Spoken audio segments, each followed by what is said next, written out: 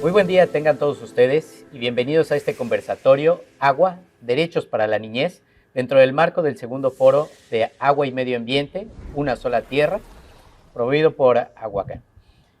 El día de hoy tengo la fortuna de tener a unos grandes invitados a los cuales estaremos participando en esta entrevista, platicando acerca de los derechos del agua, acerca de estas grandes problemáticas que hoy en día vivimos, desafortunadamente, por muchas situaciones que hacen difícil el acceso al agua o que complican el que el agua pueda tener un buen tratamiento y regresar nuevamente transparente, pura a nuestro medio ambiente. Entonces, partiendo de esto, me gustaría comentarles algunas de las situaciones que hoy en día estamos viviendo como parte de estas consecuencias que desafortunadamente sabemos que en el mundo hay 2.400 millones de personas que no tienen acceso al agua potable y de esos, 1 de cada 3 son niños. Adicionalmente, 2 de cada 5 hoy en día no tienen el acceso al agua para poder lavarse, para poder tener estas actividades de higiene. Y bueno, hoy en día con todos los problemas que existen de enfermedades como es el COVID, que se combate normalmente lavándonos las manos, pues es parte de las grandes problemáticas que hacen que hoy en día mucha gente todavía tenga enfermedades. Como parte de los derechos de la niñez, es grato saber que hoy nuestra Constitución nos protege de estas, como parte de estas iniciativas, se ha vuelto una reforma constitucional el derecho al agua, dentro del párrafo 6 en el artículo 4. Y bueno, hoy en esta plática, en esta dinámica que vamos a tener en conjunto, me gustaría escuchar cuáles son algunos de los aspectos por los cuales ustedes creen que las personas no tienen acceso al agua. ¿Cuáles creen que sean esas problemáticas que inciden en que la gente no tenga acceso al agua? Me gustaría empezar contigo, Cristian, desde tu perspectiva, ¿cuáles crees que sean estas dificultades? Bueno, creo que podría ser obviamente por pobreza, por el dinero. Si no tienes dinero no puedes comprar agua y así, pero también podría ser por el área en donde vives. Por ejemplo, aquí tenemos el beneficio, podemos buscar agua y después de 1 metro encontramos agua. Pero en algunos lugares es muy difícil encontrarla y más difícil poder purificarla para que se pueda usar. Comentaste algo muy interesante, la cuestión de la zonificación. Nuestro país tiene muchos lugares donde hay carencia de agua. Afortunadamente aquí en la península tenemos grandes yacimientos de agua y de fuente hídrica, pero esa dificultad en algunas zonas puede llegar a ser una de las grandes consecuencias y pasaremos posteriormente a platicar más a fondo acerca de este concepto que mencionabas de la pobreza. Luna, ¿tú qué crees que esté pasando en algunas zonas o por qué algunas personas no tienen acceso al agua? En algunos lugares hay muy difícil de encontrar el agua, ya que pues a veces están en los pueblos muy lejanos del agua, y como tiene que ir caminando muchísimos metros, es muy difícil encontrar agua en esas partes de la sequía en total. Bueno. Dijiste un punto muy interesante. El acceso al agua potable efectivamente marca que una persona debe de tener acceso a la misma en su zona en menos de 1 kilómetro y abastecerse por lo menos 20 litros al día para cada uno de sus familiares. Hoy en día muchas personas, sobre todo en áreas rurales, tienen esas dificultades para poder acceder al agua. Andrés, ¿tú qué crees que sean las problemáticas que tienen las personas para acceder al agua? Que como dicen ellos que puedes, como dice Luna, de que a veces el agua está muy lejos de sus lugares y como estamos en temporada de sequía puede ser de que no encuentren mucha agua como para toda la familia. Muy bien, las sequías también tienen que ver mucho con la carencia del agua. Desde tu perspectiva, Sofía, ¿cuáles crees que sean estas problemáticas? La falta de pozos, de hoyos donde llegue el agua, de tuberías o de compañías que la purifiquen. Muy bien, todo el tema de la infraestructura es importante para poder hacer que este recurso tan vital, este derecho que tenemos todos como seres humanos y principalmente los niños, puedan llegar a tener esa facilidad y que no dependa mucho la distancia o estas dificultades para poder llegar a ellos. ¿Por qué creen que algunas personas puedan llegar a tener más agua que otras? Vamos a empezar contigo, Andrés. Porque las personas que tienen agua es de que sí les llega la corriente del agua y de las personas que no tienen es porque puede ser de que no tengan suficiente dinero para pagar la planta, digo,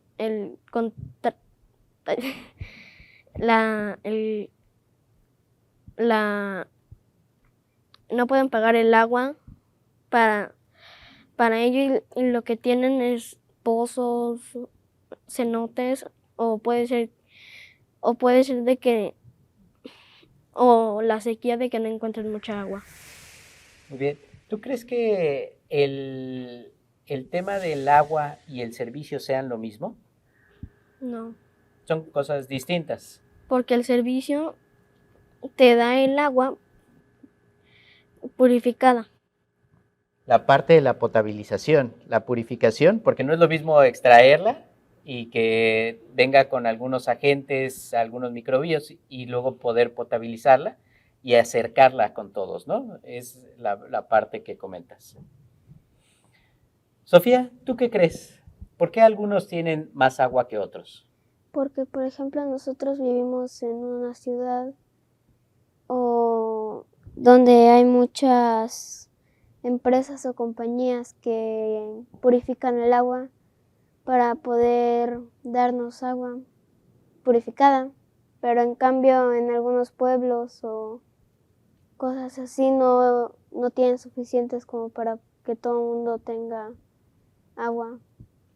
¿De quién crees que sea la responsabilidad del acceso al agua? ¿De las empresas, del gobierno? Del gobierno. Del gobierno.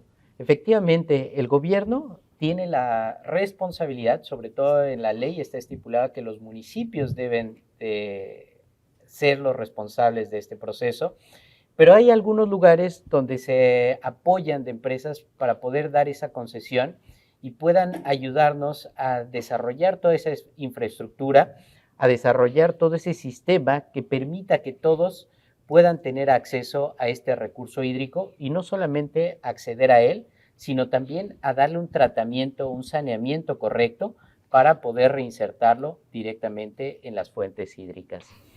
Tú, Luna, ¿por qué crees que algunas personas puedan llegar a tener más agua que otras? Porque, por ejemplo, las personas que viven acá en la ciudad es más fácil de tener agua, ya que como hay muchas empresas que cuando compras el agua te llevas a tu casa para lavar la ropa y esas cosas, pero en cambio en pueblitos lejanos donde está la sequía en estas épocas es muy difícil encontrar agua, ya que pues está como desértico, solo hay unas 2 o 3 casas y pues es muy difícil encontrar agua en diferentes lugares que no son las ciudades. En las ciudades tienen la facilidad de la infraestructura que ya se va desarrollando por el número de habitantes, pero esto debería ser equitativo también en las zonas rurales. Cristian. Yo creo que, como dijo Luna, también depende mucho del área, porque aquí en las ciudades tienes diferentes grupos o el gobierno te puede ayudar a tener el agua y tratarla después de que la uses. Tienen centros de saneamiento, tienen todo lo que ocupas para tener el agua. Pero en algunos lugares no tienen ese tipo de ventaja, no tienen centros de saneamiento, no tienen personas que conecten tus tuberías y hagan que todo funcione bien y después toda el agua que usa se vaya y se trate correctamente. No tienen esa misma facultad que nosotros tenemos, así que nosotros tenemos agua mientras ellos desafortunadamente no tienen nada. Y partiendo de la idea que nos acaba de dar Cristian, ¿cuáles creen que sean los principales problemas que tengan esos pueblos alejados para poder acceder al agua, para poder acercarse y llevar agua a sus familias. Empezamos contigo, Andrés. De que no tienen cuerpos acuíferos o lugares en donde hay agua para sacar el agua suficiente para las personas. La problemática de no contar con esas fuentes de recurso hídrico que abastezcan la demanda que tienen todas esas comunidades. Muy bien. Tú, Luna, ¿qué crees que sea esa problemática que puedan llegar a tener estos pueblos? Ya que como no tienen agua potable, se pueden deshidratar y aparte de que no puedan hacer la limpieza en sus casas, no puedan lavar sus verduras y no puedan cocinar, pues eso es muy peligroso, ya que pues si no tomas agua ni comes porque lavamos las verduras y cocinamos con el agua, pues te puedes desmayar del hambre y de la sed porque no hay agua en esos pueblitos por ahí. Y quisiera rescatar esta maravillosa idea que nos acabas de aportar, porque efectivamente una de las principales causas de enfermedades a nivel mundial en los niños es hoy en día por no tener acceso al tema del agua potable. Existen muchas enfermedades que se pueden evitar con una buena higiene y es por ello que hoy en día el derecho al agua es parte de los derechos universales que debemos de tener, puesto que van de la mano con la vida, van de la mano con la alimentación, van de la mano con la salud y con el medio ambiente. Cristian, ¿tú cuáles crees que sean estas complicaciones que puedan llegar a tener las personas que no tienen acceso fácilmente al agua? Podría ser que, por ejemplo, ocupan traer suficiente agua para toda la familia, pero llevan una cubeta o lo que puedan llevar y porque tienen que ir y venir un montón de espacio, no pueden traer mucha agua en un momento porque tal vez la puedes llevar de aquí para acá, pero no la puedes llevar tanta agua hasta tu casa, así que tienes que ir muchas veces y pues pierdes tiempo y tal vez no tengas suficiente para poder hacer bien higiene, para poder cocinar, para poder tomar solo el agua. Entonces, por eso creo. Bien, la facilidad de poder transportar esa agua impide el que puedas tener grandes volúmenes para poder satisfacer la demanda que tiene hoy en día esas familias. Entonces, tendría que dedicarse una persona constantemente a hacer únicamente estos viajes, dejando de lado su trabajo o dejando de lado, en el caso de los niños, la educación para poder abastecerse del recurso hídrico. De todo esto, ¿dónde creen que esa agua que utilizamos en las escuelas, en las casas, en las empresas, a dónde creen que se va? ¿A dónde crees que se va, Luna? ¿A las alcantarillas? Cristian. Sé que seguramente hay agua que se va a centros de saneamiento y se trata correctamente, pero las mayorías de nuestras aguas residuales se van directamente al mar o a los ríos, al océano. Desafortunadamente no se trata mucho de este recurso hídrico, más del 10%, solamente el 10% del agua en México se trata adecuadamente. En nuestro estado vecino tenemos ciertos problemas porque no hay un saneamiento adecuado en el estado de Yucatán, pero afortunadamente aquí en ciertas zonas tenemos el acceso a darle ese saneamiento adecuado para poder reinsertar este recurso hídrico directamente en nuestros mantos freáticos. Sofía, ¿a dónde crees que se va el agua que utilizamos con grasa, con jabón? A las empresas que limpian el agua para que lo pasen por varios filtros. Varios filtros. Ahorita me vas a platicar un poquito más a detalle cómo te imaginas que sea ese proceso de purificación. Andrés, ¿a dónde crees que se va? Primero van a las alcantarillas y luego a la empresa, a los tratamientos de agua.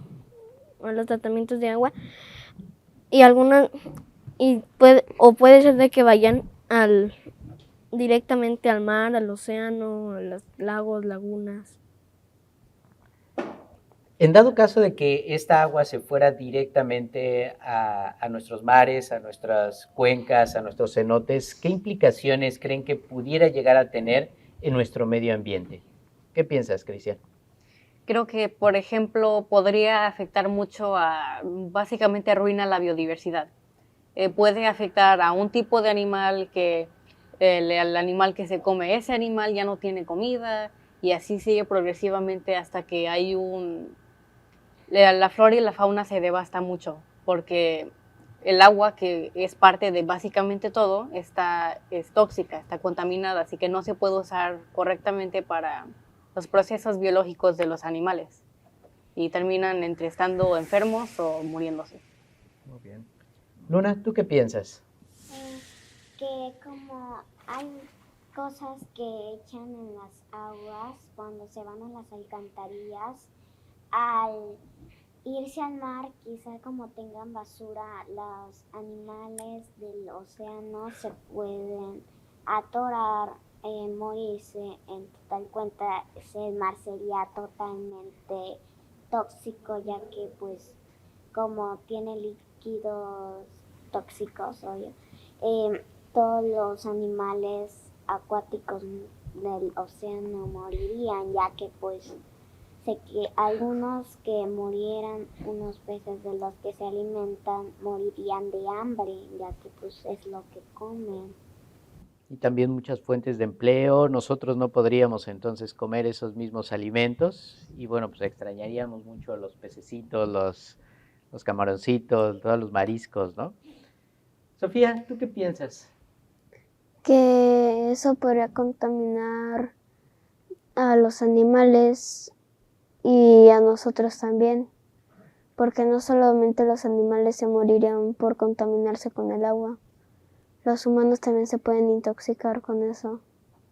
Y es un ciclo, ¿no? O sea, la misma contaminación que nosotros afectemos a la biodiversidad nos estaría afectando de reversa a nosotros.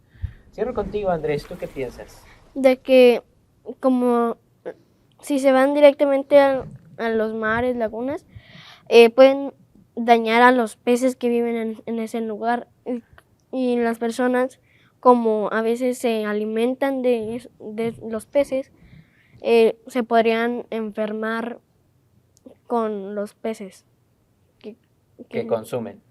Ujú. Muy bien. Ahora veamos el lado positivo. ¿Cómo se imaginan ustedes que se pueda llegar a tratar estas aguas residuales, estas aguas que salen de nuestras casas, que salen de nuestras escuelas, de las empresas? ¿Cómo te lo imaginas, Luna?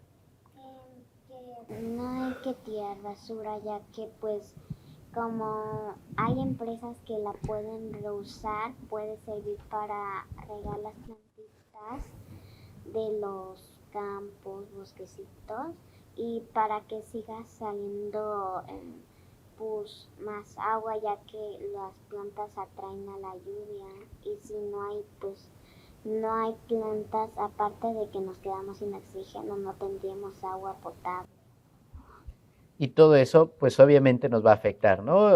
Este reaprovechamiento de esa agua tratada, evitando el poder contaminar directamente nuestros mantos freáticos, el tirar esa basura, y de esa manera reaprovecharla para que al mismo tiempo tengamos ese áreas verdes que permitan también la atracción de esa agua y que nuevamente se pueda filtrar a nuestros mantos freáticos. Sofía, ¿tú cómo te imaginas que se pueda llegar a hacer esta limpieza de las aguas? Pues pueden pasar por algunos filtros. Por ejemplo, yo en una revista vi que en una botella pusieron grava pequeñita y grava gruesa. Y cuando le ponían una gota de agua sucia, por abajo salía fuera agua limpia. O también con telas, con mini hoyitos, puede pasar el agua, pero no la suciedad. Muy bien, todo ese proceso de filtración, ¿no? Va a quedar dejando esos sedimentos, esa basurita, y va haciendo que al momento de irse filtrando vaya saliendo limpia el agua. Cristian, ¿tú cómo te imaginas que puede llegar a ser ese proceso de saneamiento del agua? Igual pienso que recolectan el agua contaminada y después la llevan por diversos filtros para quitar todos los desechos más grandes o por ejemplo las semillas de las frutas, todo lo más pequeño que hay, que al final el agua que queda al final aún no está técnicamente potable, aún no se puede usar de nuevo porque aún tiene químicos, aún tiene grasas, jabones, así que le tienen que poner entre cloro, ozono, algunos desinfectantes para que se pueda usar de nuevo y después ya lo reutilizan para la cosa que se ocupe. Muy bien, pasar por algunos procesos químicos que permitan nuevamente la limpieza total del recurso hídrico. Pero contigo, Andrés. Yo pienso que van al tratamiento de agua en donde lo pasan por muchos filtros para que salga toda la suciedad y que el agua se purifique. Pero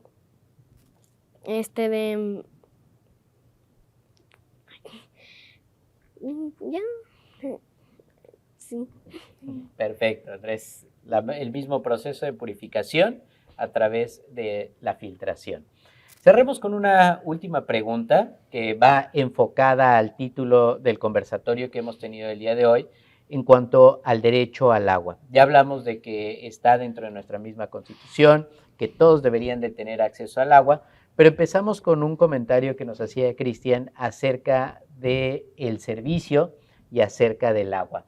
¿Qué opinan ustedes? ¿Es lo mismo el tener acceso al agua, a ese pozo, a ese lugar, a poder tener el beneficio de que al abrir la llave desde nuestra casa pueda llegar? La diferencia entre uno y otro.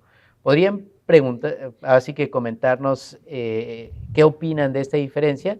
Y si es importante, entonces, que a través de ese beneficio que tengamos de que llegue el agua directamente a nuestra casa, ese servicio tenga un costo. ¿De dónde creen que se pueda sacar ese recurso para que el agua llegue a nuestras casas y para que al mismo tiempo, al momento de utilizarla, se pueda llegar a sanear, se pueda llegar a hacer todo este proceso que ustedes ya nos explicaron de cómo purificar esa agua? ¿Tú qué piensas, Luna? Que en este caso el agua que no se agarran de algún lugar la purifican y pues puede salir de las llaves, de las mangueras, de las casas y nosotros lo podemos utilizar para bañarnos, para lavar las verduras, hacer la cocinar y el agua purificada la utilizamos para tomar agua y hacer unos recursos necesarios con el agua. Y para ello es importante el pagar ese servicio, que nos llegue, que al momento de utilizarla, saber que lo que ya usamos va a tener un buen tratamiento y que no va a afectar el día de mañana a nuestra naturaleza, a nuestros mares, a nuestros peces, a nuestros cenotes. Cristian, ¿tú qué piensas? Yo pienso que el agua es un servicio que sí se debería pagar, porque es muy diferente tener el acceso a un agua, un pozo, un lago, a poder darle vuelta a un grifo y después tienes agua que está bien tratada para que puedas usarla bien en el higiene, puedes lavar cosas con ellas y a veces hasta puedes tomarla. Entonces, pero si tratas de ir a un pozo, a un río, un lago, el agua tal vez esté contaminada, tenga enfermedades adentro, entonces es para el beneficio que es que el agua esté después de este proceso, yo digo que sí se debería pagar el agua.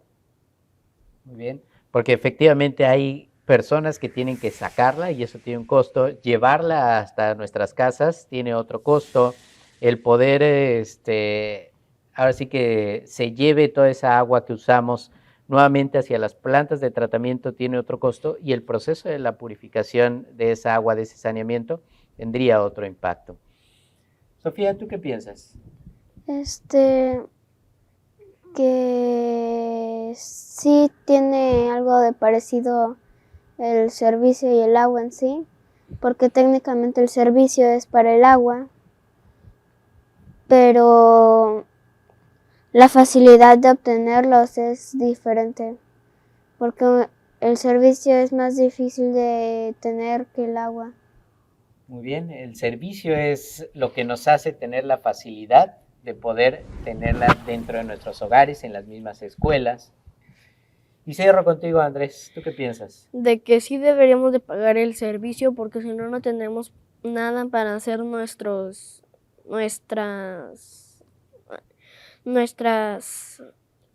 eh, nuestras necesidades para como limpiar la casa, la ropa, lavar trastes, cocinar y ya. Todos los servicios de alimentación y de higiene personal. Interesante la perspectiva de cada uno de ustedes. A mí algo que me encanta de trabajar con niños en esta promoción, en este desarrollo, es que cuando les damos la oportunidad nos ayudan a tener una reflexión muchísimo más eficaz, muchísimo más disruptiva de cómo pueden hacerse las cosas desde la perspectiva del mundo que les vamos a dejar el día de mañana. Es por ello que también como parte de los planteamientos a nivel mundial se han venido estableciendo normas, se han venido estableciendo nuevas leyes, se han venido estableciendo nuevos objetivos, como hoy en día son los Objetivos de Desarrollo Sostenible, que ponen un puntual énfasis en uno de los ODS, que es el ODS 6, de agua limpia y saneamiento, como parte de los grandes retos que tenemos a nivel mundial para poder llevar esta agua a quien más lo necesita, el poder brindar este servicio y garantizar a las generaciones futuras, que en este caso son ustedes, de poder acceder a este tipo de servicios. Pues también nos gustaría escuchar a otros compañeritos que traen ideas como las que ustedes nos acaban de aportar, las cuales complementarán a este conversatorio a continuación. Siempre hay que recordar que la Tierra no es nuestro planeta, es nuestro hogar. Planta un árbol y estarás sembrando conciencia. Un mundo mejor es posible con un pensamiento verde. La tierra no es una herencia de nuestros padres, es un préstamo para nosotros los niños. Quizás no pueda cambiar el mundo, pero sí el pedacito que me toca. Les agradezco nuevamente el poder compartir estas ideas, el compartir estas soluciones y pensamientos con todo el público. Y bueno, pues ahora sí que continuar con esta concientización, con estas prácticas y estas iniciativas que seguramente a todas las personas que siguieron esta transmisión el día de hoy están acompañándonos, seguramente habrán hecho cierta conciencia y reflexión para que podamos seguir adelante con estas soluciones. Nos vemos el próximo año y muchas gracias por acompañarnos.